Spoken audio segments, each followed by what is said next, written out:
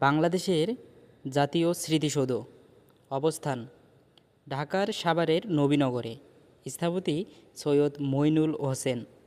উচ্চতা ১৫০ foot ৪৬.৫ metre. অপর নাম সম্বলিত প্রয়াস। ভিত্তি প্রস্তর স্থাপন করেন বঙ্গবন্ধু শেখ মুজিবুর রহমান ১৯৭২ সালে। উদ্বোধন করেন তৎকালীন প্রেসিডেন্ট হুসাইন মোহাম্মদ এরশাদ ১৯৮২ সালে।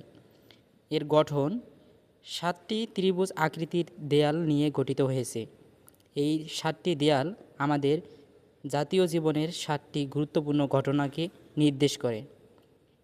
প্রথমটা হচ্ছে ১৯৫২ সালের ভাষা আন্দোলন, ১৯৫৪ সালের যুক্তফ্রন্ট নির্বাচন, ১৯৫৬ এর ইসলামী শাসনতন্ত্র আন্দোলন, ১৯৬২ এর শিক্ষা আন্দোলন, ১৯৬৬ এর ৬ দফা আন্দোলন, ১৯৬৯ এর গণ অভ্যুত্থান, ১৯৭১ এর মুক্তিযুদ্ধ।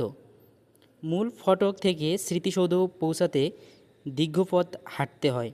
এই পথে রয়েছে উঁচু নিচু চত্বর, যা স্বাধীনতা অর্জনে নানা চড়ই উত্তরই পার হওয়াকে নির্দেশ করে।